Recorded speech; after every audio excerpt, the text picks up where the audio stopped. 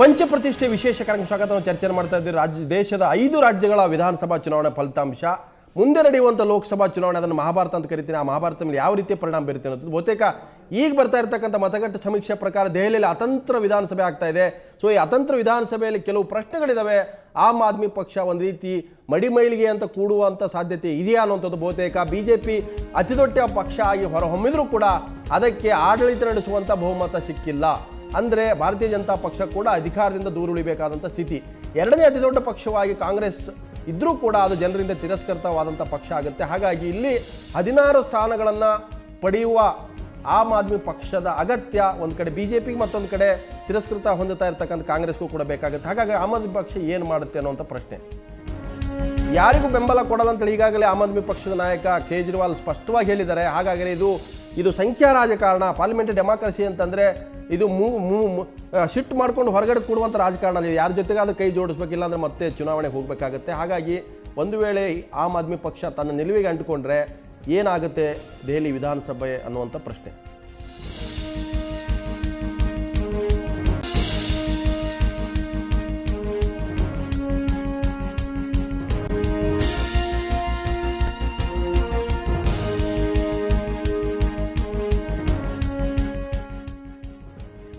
So ನಿಜಕ್ಕೂ ಈ ಪ್ರಶ್ನೆಗೆ ನಾನು ಉತ್ತರ ಪಡ್ಕೊಳ್ತೀನಿ. ನಮ್ಮ ಜೊತೆಗೆ ಹಿರಿಯ ಪತ್ರಕರ್ತರು ವಿಶೇಷವಾದಂಥ ರವೀಂದ್ರ ರೇಷ್ಮೆ ಅವರ ಕಾರ್ಯಕ್ರಮ ಸ್ವಾಗತ. ಹಾಗೆ ಪ್ರಶ್ನೆ ಕೂಡ ಇವತ್ತೆಲ್ಲ ಒಂದು ಕಡೆ ಆಲ್ಟರ್ನೇಟಿವ್ ಪಾಲಿಟಿಕ್ಸ್ ಅನ್ನುವಂಥದ್ದು ಯಾವಾಗ ಅಂತಂದ್ರೆ ನಮ್ಗೆ ಅವಕಾಶ ಸಿಕ್ಕಾಗ ಜನರಿಗೆ ಅವಕಾಶ ಸಿಕ್ಕವು.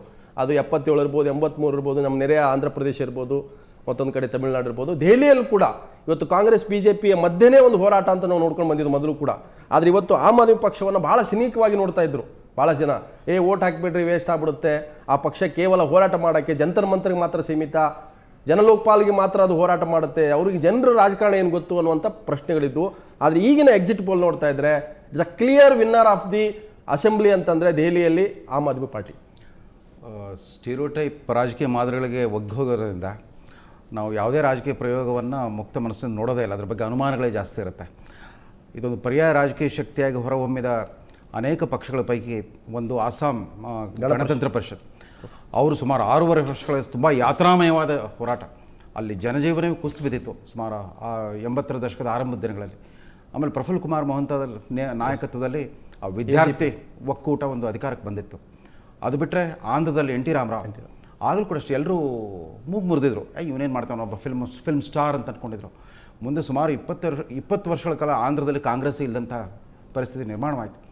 ಆದ್ದರಿಂದ ಇದು ಇವತ್ತಿನ 21ನೇ ಶತಮಾನದ ಒಂದು ಹೊಸ ಫಿನಾಮಿನನ್. ಆಮ್ ಆದ್ಮಿ ಪಕ್ಷ ರಾಜಕಾರಣಗಳು ಸ್ಥಾಪಿತ ರಾಜಕಾರಣಿಗೆ ಯಾರೂ ಇಲ್ಲ, ಅದರೊಳಗೆ ರಾಜಕೀಯ ಪಕ್ಷಕ್ಕೆ ನೆಂಟಸ್ಕಿಟ್ಕೊಂಡಿರೋರು ಯಾರೂ ಇಲ್ಲ. ಕೇಜ್ರಿವಾಲ್ ಮೊದಲು ಕಸ್ಟಮ್ಸ್ ಅಧಿಕಾರಿಯಾಗಿದ್ದವರು, ಅದಾದಮೇಲೆ ಅಣ್ಣಾ ಹಜಾರೆ ಚಳವಳಿ ಮೂಲಕ, ಭ್ರಷ್ಟಾಚಾರ ವಿರೋಧಿ ಚಳವಳಿ ಮೂಲಕ ಬಂದಿದ್ದಾರೆ. ಆಕ್ರೋಶ ಇದೆ, ಒಂದು ದಟ್ಟವಾದ ಒಂದು ನೈತಿಕ ಆಕ್ರೋಶ ಅವರಲ್ಲಿದೆ. ಆಮೇಲೆ ಅದು ಆ ಪಕ್ಷದ ವಿಶೇಷತೆ ಏನಂತಂದರೆ ಇಡೀ ರಾಜ್ಯಕ್ಕೆ ಒಂದು ಪ್ರಣಾಳಿಕೆ ಮಾಡೋದ್ರ ಬದಲು ಕ್ಷೇತ್ರವಾರ ಒಂದೊಂದು ಅಸೆಂಬ್ಲಿ ಕ್ಷೇತ್ರ ಅಂದರೆ ಅಧಿಕಾರ ವಿಕೇಂದ್ರೀಕರಣದ ಆಯಾಮದಲ್ಲಿ ಒಂದು ಹೊಸ ಒಂದು ಅಪ್ರೋಚ್ ಇದು. ಬೂತ್ ಲೆವೆಲ್ ಇದುವರೆಗೂ ಅಧಿಕಾರ ವಿಕೇಂದ್ರೀಕರಣ ಗ್ರಾಮ ಪಂಚಾಯತ್ ಮಟ್ಟದಲ್ಲಿ ಮಾತಾಡ್ತಾ ಇದ್ವಿ. ಇವತ್ತು ಕ್ಷೇತ್ರವಾರ ಒಂದು ಪ್ರತ್ಯೇಕವಾದ ಪ್ರಣಾಳಿಕೆ. ದಿಲ್ಲಿ ಎಷ್ಟು ವಿಶಾಲವಾದ ಒಂದು ಮಹಾನಗರಿ ಅಂತ, ಇಟ್ಸ್ ನೇಷನ್ಸ್, ಅದೊಂಥರ ಸಿಟಿ ಸ್ಟೇಟ್, ಸಿಂಗಪೂರ್ ಥರ ದಿಲ್ಲಿ ಇವತ್ತು. ಸೊ ಆ ಥರದೊಂದು ವಿಶಿಷ್ಟ ಪ್ರಯೋಗಗಳನ್ನು ಅವ್ರು ಮಾಡ್ತಾ ಇದ್ದಾರೆ. ಇಬ್ಬರು ಮಾತ್ರ ತೀರಾ ಚಿರಪರಿಚಿತ ಮುಖಗಳು. ಕೇಜ್ರಿವಾಲ್ ಬಿಟ್ಟರೆ ನಮ್ಮ ಯೋಗೇಂದ್ರ ಯಾದವ್, ನಮ್ಮ ಮಾಧ್ಯಮ ಹಿರಿಯ ವಿಮರ್ಶಕ, ಅವರು ಕೂಡ ಅನೇಕ ಈ ಮತಗಟ್ಟೆ ಸಮೀಕ್ಷೆಗಳಿಗೆ ಒಂದು ಮನೋಚನ್ ತಂದುಕೊಟ್ಟಿರಲ್ಲ ಅವರು. ಅವರಿಬ್ಬರು ಬಿಟ್ಟರೆ ಉಳಿಬ್ರೆಲ್ಲ ಹೊಸ ಮುಖಗಳು. ಆದರೆ ಆ ಹೊಸ ಮುಖಗಳಿಂದ ಕೂಡ ರಾಜಕೀಯ ಗೆಲುವು ಸಾಧ್ಯವಾದರೆ ಭಾರತದಲ್ಲಿ ನಾವೆಲ್ಲ ಬಯಸ್ತಾ ಇದ್ದೀವಲ್ಲ, ಒಂದು ತಲೆಮಾರಿನ ಬದಲಾವಣೆ ಬರಲಿ, A generational change in politics and public life of India, ಅದು ಬರೋದಾದರೆ ಖಂಡಿತವಾಗೂ ಸ್ವಾಗತಾರ್ಹವಾದ ಬೆಳವಣಿಗೆ. ಅವ್ರು ಎಷ್ಟು ಸೀಟ್ ಬರುತ್ತೆ ಅನ್ನೋದಕ್ಕಿಂತ 10 ಸೀಟ್ ಬಂದರೂ ಕೂಡ ಇಟ್ಸ್ ಅ ವೆರಿ ಸಿಗ್ನಿಫಿಕೆಂಟ್. ಒಂದು ಸೀಟ್ ಕೂಡ ಸಿಗ್ನಿಫಿಕೆಂಟ್ ಅಂತ ಹೇಳಿದ್ರೆ ಬಟ್ ನಾವು ಚರ್ಚೆ ಮಾಡಿ ಒಂದು ಸೀಟು ಕೂಡ ಸಿಗ್ನಿಫಿಕೆಂಟೇ. ಚೇಂಜಸ್ ಅಷ್ಟೇ. ಅದಕ್ಕೆ ನಾನು ಅದನ್ನು ಅದರಿಂದ ಇವರೆಲ್ಲ ಚರ್ಚೆ ಮಾಡಿದ ರಾಜಕೀಯ ಪಕ್ಷಗಳ ಆ್ಯಂಗಲಿಂದ ನಾನು ನೋಡ್ತಾನೆ ಇಲ್ಲ. ನಾನು ಜನಸಾಮಾನ್ಯರ ಮನಸ್ಥಿತಿ ಮತ್ತು ಅವರು ಬಯಸುವ ರಾಜಕಾರಣದ ಆ್ಯಂಗಲಿಂದ ನೋಡ್ತಾ ಇದ್ದೀನಿ. ಆದ್ದರಿಂದನೇ ಇದು ಬಹಳ ಮುಖ್ಯವಾದ್ದು ಮತ್ತು ಸ್ವಾಗತಾರ್ಹವಾದ್ದು. ಯಾಕೆಂದರೆ ಜನರಿಗಿನ್ನೂ ಬದಲಾವಣೆ ಕನಸಿದೆ. ಸಿನಿಕರಾಗಿಲ್ಲ ಜನ. ಈ ರಾಜಕೀಯ ಪಕ್ಷಗಳ ವೈಫಲ್ಯವನ್ನು ಸಿನಿಕತನದಿಂದ ನೋಡ್ತಾ ಇಲ್ಲ, ಹೊಸ ಕನಸುಗಳಿಂದ ನೋಡ್ತಿದ್ದಾರಲ್ಲ. ಆ ಕಾರಣಕ್ಕೆ ಆಮ್ ಆದ್ಮಿ ಪಕ್ಷದ ಈ ಎಂಟ್ರಿ ಏನಿದೆ ಅದು ಸ್ವಾಗತಾರ್ಹವಾದ ಬೆಳವಣಿಗೆ. ಅನಂತರ ಒಂದು ಪ್ರಶ್ನೆ, ನನ್ನ ಸಿ ಟಿ ರವಿ ನಮ್ಮ ಬೆಳಗಾವಿಯಿಂದ ಜಾಯ್ನ್ ಆಗ್ತಾರೆ, ನಾನು ಅವ್ರನ್ನ ಸ್ವಾಗತ ಮಾಡ್ತೀನಿ. ಆದರೆ ಒಂದು ಪ್ರಶ್ನೆ ಇರ್ತಕ್ಕಂಥದ್ದು, ನಾನು ಆಮ್ ಆದ್ಮಿ ಪಕ್ಷವನ್ನು ಒಂದು ಪ್ರಾದೇಶಿಕ ನೆಲೆಯಲ್ಲಿ ನಾನು ವಿಚಾರ ಮಾಡ್ತೀನಿ. ಈಗ TDP ಪ್ರಶ್ನೆ ಬಂತು, ಎನ್ ಟಿ ರಾಮರಾವ್, ಅಸ್ಸಾಂ ಗಣ ಪರಿಷತ್ ಪ್ರಫುಲ್ ಕುಮಾರ್ ಅಂತ ಪ್ರಶ್ನೆ ಬಂತು.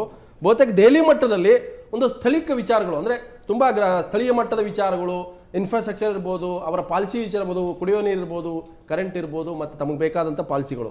ಬಹುತೇಕ ಆಮ್ ಆದ್ಮಿ ಪಕ್ಷವನ್ನು ಪ್ರಾದೇಶಿಕ ಪಕ್ಷವಾಗಿ ಜನ ಎರಡು ರಾಷ್ಟ್ರೀಯ ಪಕ್ಷಗಳನ್ನು ತಿರಸ್ಕಾರ ಮಾಡ್ತಾ ಇದ್ದಾರೆ ಅಂತ ಅನಿಸುತ್ತೆ. ಅದು ಅದೇ ನಾವು ಮೊದಲಿಂದ ಮಾತಾಡ್ತಾ ಇರೋ ಹಾಗೆ ಅದು ಹೌದು ಕೂಡ. ಮತ್ತು ರವಿಕೃಷ್ಣ ರೆಡ್ಡಿಯವರು ಅವಾಗಲೇ ಮಾತಾಡ್ತಾ ಹೇಳಿದರು, ದೆಹಲಿ ಕಳೆದ ಚುನಾವಣೆ ಸಂದರ್ಭದಲ್ಲೇ ರವಿಕೃಷ್ಣ ರೆಡ್ಡಿಯವರು ಹೇಳಿದರು, ದೆಹಲಿಯಲ್ಲಿ ಆಮ್ ಆದ್ಮಿ ಪಕ್ಷ ತನ್ನ ಸಂಪೂರ್ಣ ಗಮನವನ್ನು ಕೇಂದ್ರೀಕರಿಸಿದೆ ಅಂತೇಳಿ. ಯಾಕೆಂದರೆ that is a testing ground. Am Aadmi ಪಕ್ಷ ಯಾವ ಜನಕ್ಕೆ ಅಪೀಲ್ ಮಾಡ್ತಾ ಇದೆಯೋ, ಯಾವ ಜನಕ್ಕೆ ಆಕರ್ಷಣೆ ಏನೋ ಮಾಡ್ತಾ ಇದೆಯೋ ಆ ಥರದ ಜನ ಇರೋದು ದೆಹಲಿನಲ್ಲಿ. ದೆಹಲಿಯಲ್ಲಿ ಯಶಸ್ವಿ ಆದರೆ ಅದೇ ಥರದ ಅನೇಕ ಪಟ್ಟಣಗಳಿಗೆ, ನಗರಗಳಿಗೆ ವಿಸ್ತರಿಸಬಹುದು. ವಿಸ್ತಾರ ಮಾಡೋದು ಎರಡನೇ ಹಂತ. ಬಟ್ ರೇಷ್ಮೆ ಅವರು ಹೇಳಿದ ಮಾತು, ಅಸ್ಸಾಂ ಗಣ ಪರಿಷತ್ನ ವಿಚಾರ ಪ್ರಸ್ತಾಪ ಮಾಡಿದರೆ ಮೊಹಂತ ಅವರು, ಪ್ರಾಕ್ಟಿಕಲ್ ಪೊಲಿಟಿಕ್ಸ್ನಲ್ಲಿ ಮೊಹಂತ ಅವರು ಹೇಗೆ ಕಳೆದು ಹೋದರು ಅನ್ನೋದು ಒಂದು ಪಾಠ ನಮ್ಮ ಎದುರುಗಡೆ ಇದೆ. ಖಂಡಿತ. ಕೇಜ್ರಿವಾಲ್ ಎದುರುಗಡೆ ಇರೋ ಸವಾಲು ಅದೇ. ಈಗ ನಾಳೆ ಒಂದು ವೇಳೆ ಸರ್ಕಾರ ಮಾಡೋಕ್ಕಾಗದೇ ಹೋದರೂ ಅಸೆಂಬ್ಲಿನಲ್ಲಿ ಯಾವ ಪಾತ್ರವನ್ನು ಆಮ್ ಆದ್ಮಿ ಪಕ್ಷ ತಗೊಳುತ್ತೆ ಅನ್ನೋದು ಒಂದು ಪ್ರಶ್ನೆ. ಸರ್ಕಾರ ಮಾಡಲಿಕ್ಕೆ ಅವಕಾಶ ಆಗುತ್ತೆ. ಒಂದು ಮೈನಾರಿಟಿ ಗವರ್ಮೆಂಟ್, ಬಟ್ ಯಾರು largest party in the house can form a minority government. ಪ್ರಶ್ನೆನೇ ಉತ್ತರ ಅಲ್ಲ, ಬಟ್ ಉತ್ತರ ಕೊಡಲೇಬೇಕಲ್ಲ ಅಲ್ಲಿ. ಈಗ ನೀವು ಪ್ರಾಕ್ಟಿಕಲ್ ಪಾಲಿಟಿಕ್ಸ್ ಮಾಡಲೇಬೇಕಲ್ಲ. ಎಕ್ಸಾಕ್ಟ್ಲಿ, ಪ್ರಾಕ್ಟಿಕಲ್ ಪೊಲಿಟಿಕ್ಸ್ ಮಾಡಬೇಕು ಅಂತಂದ್ರೆ what is the role of Aam Aadmi ಪಕ್ಷ ಅಂತ ಬರುತ್ತೆ.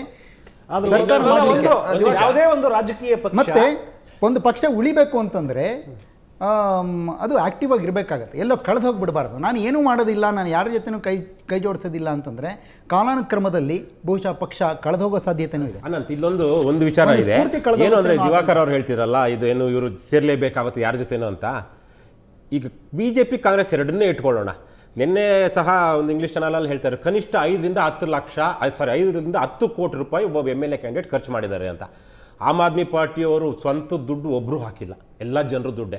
ಅವರಿಗೆ ಈ ಮತ್ತಿನ್ನೊಂದು ಎಲೆಕ್ಷನ್ ಬಂದರೂ ಈ ದೇಶದ ಜನ ಸ್ಪಂದಿಸಿ ಮತ್ತೆ ಅವ್ರ ಜನರ ದುಡ್ಡಲ್ಲೇ ಮತ್ತೆ ಎಲೆಕ್ಷನ್ ನಿಲ್ತಾರೆ. ಹಾಗಾಗಿ ಇಲ್ಲಿ ಸ್ವಹಿತಾಸಕ್ತಿ ಇಲ್ಲ, ಸೆಲ್ಫ್ ಇಂಟ್ರೆಸ್ಟ್. ನಾನು ಬಂಡವಾಳ ಹಾಕಿದ್ದೀನಿ, ಏನಾದರೂ ಮಾಡಿ I need to cobble up and form a government and safeguard my interest ಅನ್ನೋಂಥ ಒಂದು ಸಿಚುವೇಶನ್ ಆಮ್ ಆದ್ಮಿ ಪಾರ್ಟಿಲಿ ಇಲ್ಲ. ನಾವು ಅದು ಸಾಂವಿಧಾನಿಕವಾದದ್ದ, ಲಾಂಗ್ ಟರ್ಮ್ ಇನ್ನೊಂದು ನೋಡೋಣ. ಬಟ್ ನೀವು ಹೇಳಿದ್ರಲ್ಲ, ಬಹಳ ಮುಖ್ಯವಾಗಿ ಇವ್ರು ಯಾರೂ ದಡ್ರಲ್ಲ. ಯೋಗೇಂದ್ರ ಯಾದವ್, ಆಮೇಲೆ ಯಾರು ಕೇಜ್ರಿವಾಲ್, ಅವ್ರ ಟೀಮಲ್ಲಿರೋರು ಯಾರು ದಡ್ರಲ್ಲ. ಅವ್ರು ಗಮನಿಸಿದ್ದಾರೆ, ಅಸ್ಸಾಂ ಗಣ ಪರಿಷತ್ತದ್ದು ಗಮನಿಸಿರ್ತಾರೆ. ಇನ್ನೊಂದು, ಆಮ್ ಆದ್ಮಿ ಪಾರ್ಟಿ ನಾನು ಒಂದು ರಿಪೋರ್ಟ್ ನೋಡಿದೆ, ಮುಸ್ಲಿಮರು ಕಮ್ಮಿ ಇರುವಂಥ ಜಾಗದಲ್ಲಿ ಮುಸ್ಲಿಂ ಕ್ಯಾಂಡಿಡೇಟ್ ತಗೊಂಡೋಗಿ ಹಾಕಿದ್ದಾರೆ. ಅವ್ರು ಯಾವುದೇ ತರಹದ ಜಾತಿ ಸಮೀಕರಣ ನೋಡಿಲ್ಲ. ಈಗ ದಿವಾಕರ್ ಅವರು ಆಗ್ಲೇ ಹೇಳ್ತಾ ಇದ್ರು ಕೆಲವೊಂದು ತರಹದ ಇದು ಮಾಡಬೇಕಿತ್ತು ಅಂತ, ಯಾವುದೇ ತರಹದ ಮಾಡಿಲ್ಲ. ನಮಗೆ ಇಲ್ಲಿ ಯುನಾನಿಮಿಟಿ ಇದೆ. ಇದೊಂದು ಸ್ಫೂರ್ತಿ ಅಂತೇಳಿ ಆಮ್ ಆದ್ಮಿ ಪಕ್ಷ ಒಂದು ಸ್ಫೂರ್ತಿಯಾಗಿ ಹೊರಹೊಮ್ಮಿದೆ. ಬಟ್ ಆ ಸ್ಫೂರ್ತಿ ಎಷ್ಟು ಕಾಲ ಉಳಿಯುತ್ತೆ ಅನ್ನೋದು ಒಂದು ಪ್ರಶ್ನೆ. ಉಳಿಬೇಕು ಅಂದ್ರೆ ಮುಂದೆ ಏನು ಮಾಡಬೇಕು? ಒಂದು ರಾಜಕೀಯ ಪಕ್ಷ ತನ್ನ ಪ್ರಣಾಳಿಕೆಯೊಡನೆ ಚುನಾವಣೆಗೆ ಹೋಗೋದು ಒಂದು ಘಟ್ಟ. ಚುನಾವಣೋತ್ತರವಾಗಿ ಅದು ತೆಗೆದುಕೊಳ್ಳುವಂಥ ನಿರ್ಣಯ ಬಹಳ ಮುಖ್ಯ. ಯಾಕಂದರೆ ನೀವು ಒಂದು ರಾಜಕೀಯ ಪಕ್ಷವಾಗಿ ಮುಂದಿನ 5 ವರ್ಷಕ್ಕೂ ರಾಜಕೀಯದಲ್ಲಿ ಉಳಿಬೇಕು ಅಂತಂದಾಗ ತನ್ನ ನೀತಿ ಮತ್ತು ನಿಯಮಗಳನ್ನು ಯಾವ ರೀತಿ ಅದು ಅನುಷ್ಠಾನಗೊಳಿಸುತ್ತೆ ಅನ್ನೋದು. ಇವತ್ತು AGPಯ ಉದಾಹರಣೆ ಹೇಳ್ತಾ ಇದ್ರಿ. ಯಾಕೆ ಫಾರಿನ್ ನ್ಯಾಷನಲ್ಸನ್ನು ಕಳಿಸ್ತಕ್ಕಂಥ ತೀರ್ಮಾನ ಆಗದೇ ಕಾರಣದಿಂದ ಅದು 10 ಜೊತೆ 11 ಪೊಲಿಟಿಕಲ್ ಪಾರ್ಟಿಯಾಗಿ ಮತ್ತೆ ಭೃಗು ಪುಕಾನ್, ಅಸ್ಸಾಂ ಇವ್ರ ಬಗ್ಗೆ ವ್ಯತ್ಯಾಸ ಬಂದು ಕೊನೆಗೆ ಮಹಂತ ಅವರೇ ಪಕ್ಷದಿಂದ ಹೊರಗೆ ಹೋಗುವಂಥ ಒಂದು ಸನ್ನಿವೇಶ ನಿರ್ಮಾಣ ಆಯಿತು. ಇಲ್ಲಿ ಆಮ್ ಆದ್ಮಿ ಪಕ್ಷದ ಮುಂದಿರ್ತಕ್ಕಂಥ ಸವಾಲೇನು ಅಂತಂದರೆ, ಈಗ ದೆಹಲಿಯಲ್ಲಿ ಅವರೇನು ಶೈಲಾ ದೀಕ್ಷಿತ್ ಅವರೊಂದು ಹೇಳಿಕೆ ಕೊಟ್ಟಿದ್ದಾರೆ, ನಾವು ಪರಿಸ್ಥಿತಿ ಯಾವ ರೀತಿ ಬರ್ಬೋದು ಅಂದರೆ ಆಮ್ ಆದ್ಮಿ ಪಕ್ಷದ ಜೊತೆ ನಾವು ಹೊಂದಾಣಿಕೆ ಮಾಡ್ಕೋಬೋದು ಎಂಬ ಹೇಳಿಕೆಯನ್ನು ಕೂಡ ನಾನು ಹಿಂದೂಸ್ತಾನ್ ಟೈಮ್ಸಲ್ಲಿ ಓದಿದ್ದೇನೆ. ಆದರೆ ಕೇಜ್ರಿವಾಲ್ ನಿನ್ನೆ ಹೇಳಿದ್ದಾರೆ, ನಾವು ಯಾರ ಜೊತೆ ಹೊಂದಾಣಿಕೆ ಮಾಡ್ಕೊಳ್ಳೋದು. ಇಂತಹ ಒಂದು ಸಂದಿಗ್ಧ ಸ್ಥಿತಿಯಲ್ಲಿ ಹೇಗೆ ಎಷ್ಟು ಬುದ್ಧಿವಂತಿಕೆ ಮತ್ತು ವಿವೇಚನೆಯಿಂದ ತನ್ನ ಅಸ್ತಿತ್ವವನ್ನು ಉಳಿಸ್ಕೊಳ್ಳೋದ್ರ ಜೊತೆಗೆ ತನ್ನ ಸಿದ್ಧಾಂತಕ್ಕೆ ಬದ್ಧವಾಗಿ ಭವಿಷ್ಯದ ರಾಜಕೀಯನ ರೂಪಿಸ್ತದೆ ಎಂಬತಕ್ಕಂಥ ಬಹಳ ಮುಖ್ಯ. ಆಯಿತು 10 ಸೀಟ್ ಬಂದುಬಿಡ್ತು ಅಂತ ತಕ್ಷಣ ನಮ್ಮ ಪ್ರಶ್ನೆಗೆ ಉತ್ತರ ಅಲ್ಲ, ಹಾಗೆ ಕೊಡೋಕ್ಕಾಗಲ್ಲ. ಯಾಕಂದ್ರೆ ಒಂದು ರಾಜಕೀಯ ಅಧಿಕಾರಕ್ಕೆ ಬಂದ ತಕ್ಷಣ ನೀವು ಮಠ ಕಟ್ಟಿದ ತಕ್ಷಣ ಅದಕ್ಕೆ ಅಡ್ಮಿನಿಸ್ಟ್ರೇಷನ್. ಕಾಂಗ್ರೆಸ್ ಪಕ್ಷದ ವಕ್ತಾರರಾಗಿರೋದ್ರಿಂದ ನಿಮ್ಮನ್ನೇ ಕೇಳಬೇಕು. ಕಾಂಗ್ರೆಸ್ ಪಕ್ಷದ ವಕ್ತಾರರಾಗಿರೋದ್ರಿಂದ ನಿಮ್ಮನ್ನೇ ಕೇಳಬೇಕು. ಒಂದು ವೇಳೆ ನಾಳೆ ಇದೇ ಪರಿಸ್ಥಿತಿ, ಈಗ ಏನು ಪ್ರೊಜೆಕ್ಷನ್ ಬರ್ತಿದೆ, ಇದೇ ಪರಿಸ್ಥಿತಿ ನಾಳೆ ಉದ್ಭವ ಆದರೆ ಕಾಂಗ್ರೆಸ್ ಯಾವ ಪಾತ್ರ ತಗೊಳುತ್ತೆ? ಶೀಲಾ ದೀಕ್ಷಿತ್ ಅವರು ಅರವಿಂದ್ ಕೇಜ್ರಿವಾಲ್ ಕಡೆಗೆ ಕೈ ಚಾಚ್ತಾರಾ, ಸಹಾಯ ಮಾಡಿ ಸರ್ಕಾರ ಮಾಡ್ತಾರಾ? ಸ್ವತಃ ಶೀಲಾ ದೀಕ್ಷಿತ್ ಅವರೇ ಇನ್ಫಾರ್ಮೇಶನ್ ಗೊತ್ತಿಲ್ಲ. ಶೀಲಾ ದೀಕ್ಷಿತ್ ಅವರು ಅದನ್ನ ಇಲ್ಲ ನಾನು ಹೇಳಿಲ್ಲ ಅಂತ ಹೇಳಿದ್ರು. ಮತ್ತೆ ಪ್ರೆಸ್ ಅಲ್ಲಿ ಬಂದು ಇಲ್ಲ ನಾನು ಐ ಡಿಡ್ಂಟ್ ಸೇ ಅಲ್ಲ, ಎನಿಥಿಂಗ್ ಒಂದು ವೇಳೆ ಕೈ ಚಾಚಿದ್ರು ಅವ್ರು ಕೊಡೋದಿಲ್ಲ ಅಂತ ಹೇಳ್ಬಿಟ್ಟಿದ್ದಾರೆ. ಈಗ ನಾ ಯಾರ ಜೊತೆ ಕೈ fresh ಮತ್ತೆ election ಜೋಡಿಸಲ್ಲ. ಆ ಥರದ ಹೋಗ್ಬೇಕಾಗಿದೆ. ಪರಿಸ್ಥಿತಿ It's another ಬಂದ್ರೆ election. ಆ ಥರದ ಪರಿಸ್ಥಿತಿ ಬಂದ್ರೆ largest party in the assembly ಸರ್ಕಾರ ಮಾಡಲಿಕ್ಕೆ ಕಾಂಗ್ರೆಸ್ ಒಪ್ಪತ್ತ. ಅದು ಕಾಂಗ್ರೆಸ್ ಆಗ್ಬೋದು, ಬಿಜೆಪಿ ಆಗ್ಬೋದು, ಆಪ್ ಆಗ್ಬೋದು. ಸರ್ ಒಂದು ಹೇಳ್ತೇನೆ ಕೇಳಿ, ಮೂಲಭೂತವಾಗಿ ಆಮ್ ಆದ್ಮಿ ಪಕ್ಷ ಅಸ್ತಿತ್ವಕ್ಕೆ ಬಂದಿರೋದು ಕಾರಣ ಜನಲೋಕ್ಪಾಲ್ ಮಸೂದೆ. ಜನಲೋಕ್ಪಾಲ್ ಮಸೂದೆಯನ್ನು ಬರೀತಕ್ಕಂಥ ಕೆಲಸವನ್ನು ಸಂಸತ್ತಿನ ಹೊರಗಡೆ 5-6 ಜನ, ಅರವಿಂದ್ ಕೇಜ್ರಿವಾಲ್, ನಮ್ಮ ಶಾಂತಿಭೂಷಣ್, ಅವರ ಮಗ ಪ್ರಶಾಂತ್ ಭೂಷಣ್ ಇವರೆಲ್ಲ ಮಾಡ್ತಾರೆ. ಸಂಸತ್ತಿನ ಕೆಲಸವನ್ನು, ಕಾನೂನು ಮಾಡೋ ಕೆಲಸವನ್ನು ಚುನಾಯಿತ ಪ್ರತಿನಿಧಿಗಳೇ ಮಾಡಬೇಕೇ ಹೊರತು ಇದನ್ನು ಔಟ್ಸೋರ್ಸ್ ಮಾಡಬಾರ್ದು. ಅದು ಆಮ್ ಆದ್ಮಿ ಇರ್ಬೋದು ಅಥವಾ ಇಂಡಿಯಾ ಅಗೇನೆಸ್ಟ್ ಕರಪ್ಷನ್ ಇರ್ಬೋದು, ಯಾವುದೇ ಔಟ್ಸೋರ್ಸ್ ಮಾಡಬಾರ್ದು. ಯಾವುದೇ ನಮ್ಮ ಪ್ರಜಾತಂತ್ರದ ಕಾನೂನುಗಳು ಪ್ರಜಾತಂತ್ರದ ಮಾರ್ಗದ ಮೂಲಕವೇ ಬರಬೇಕು ಎಂಬತಕ್ಕಂಥ ಇಶ್ಯೂ ವಿನಾಯಿತು. ಅದನ್ನ ಇವತ್ತು ಹೇಳ್ತಾ ಇದ್ದೇನೆ. ದಿವಾಕರ್, ನಿಮ್ಮ ಸೋನಿಯಾ ಗಾಂಧಿ ಅವರೇ ಒಂದು ಅಡ್ವೈಸರಿ ಕೌನ್ಸಿಲ್ ಅಂತ ಔಟ್ಸೋರ್ಸಿಂಗ್ ಏಜೆನ್ಸಿ ಇರ್ಬೋದು. ಆಮೇಲೆ ಕರ್ನಾಟಕದಲ್ಲಿ ಮೌಢ್ಯ ಪ್ರತಿಬಂಧಕ ನಿಷೇಧ ಅಂತ ಮಾಡಿದ್ರು.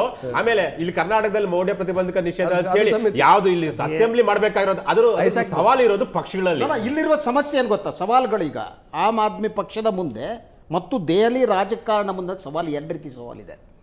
ನಾನು ಹೇಳಿದಾಗ ಈ ವಾಸ್ತವ ರಾಜಕಾರಣದ ಸವಾಲನ್ನು ಆಮ್ ಆದ್ಮಿ ಪಕ್ಷ ಎದುರಿಸದಿದ್ದರೆ ಏನಾಗುತ್ತೆ? ನಾನು ಯಾವ ಪಕ್ಷಕ್ಕೂ ಸಪೋರ್ಟ್ ಮಾಡಲ್ಲ, ನಾನು ಒಂದು ರೀತಿ ಬ್ರಾಹ್ಮಣರ ಹೆಂಗಸರು ಮಡಿವಂತಿಕೆ ರಾಜಕಾರಣ ಮಾಡಿದ ಕಡೆ ಸಮಸ್ಯೆ ಒಂದು. ಅವಾಗ ಏನಾಗುತ್ತೆ? ವಾಸ್ತವಿಕ ರಾಜಕಾರಣ ಹೆಂಗೆ ಕೆಲಸ ಮಾಡುತ್ತೆ ಅಂತಂದರೆ, ಏನು ಕೆಲವೊಂದು ಮೌಲ್ಯ ಬದ್ಧತೆಯ ಮೇಲೆ ಇವರು ಚುನಾವಣೆಗೆ ನಿಂತು ಆರಿಸಿ ಬಂದಿದ್ದಾರೋ ಇವರಿಗೆ ಆ ಬದ್ಧತೆ ಉಳಿಯುತ್ತೆ. ಅಥವಾ ಅಧಿಕಾರ ರಾಜಕಾರಣ ಅವರನ್ನು ಒಡೆಯೋದಕ್ಕೆ ಟ್ರೈ ಮಾಡುತ್ತಾ, ತೆಗೆಯೋದಕ್ಕೆ ಟ್ರೈ ಮಾಡುತ್ತಾ, ಇಂತಹ ಸವಾಲುಗಳು ವಾಸ್ತವಿಕ ರಾಜಕಾರಣದ ಸವಾಲುಗಳಿವೆ. It's not easy. ಬಟ್ ಅಲ್ಲಿ ಉಳಿಯೋದೇ ದೊಡ್ಡ ಚಾಲೆಂಜ್. ಅದು ಚಾಲೆಂಜ್. 10 ಜನ ಬಿಟ್ಟು ಹೋಗ್ಬಿಡ್ಬೋದು, 15 ಜನ ಬಿಟ್ಟು ಹೋಗ್ಬಿಡ್ಬೋದು. ನೀವು ಯಾರಿಗೂ ಸಪೋರ್ಟ್ ಮಾಡಲ್ಲ, ಲಾರ್ಜರ್ ಪಾರ್ಟಿ ಡಿವೈಡ್ ಮಾಡಬಹುದು. Then what Kejriwal will do? ಇದು ವಾಸ್ತವ ರಾಜಕಾರಣದ ಸವಾಲು. ಖಂಡಿತ ನಾವು ಮತ್ತಷ್ಟು ಚರ್ಚೆ ಮಾಡ್ತಾ ನಮ್ಮ ಜೊತೆಗೆ ಬಿಜೆಪಿಯ ಶಾಸಕರು, ಮಾಜಿ ಮಂತ್ರಿಗಳು ಅಂತ CT ರವಿ ಸೇರ್ಕೊಳ್ತಾರೆ. ಅವ್ರ ಜೊತೆ ಚರ್ಚೆ ಮಾಡ್ತಾರೆ.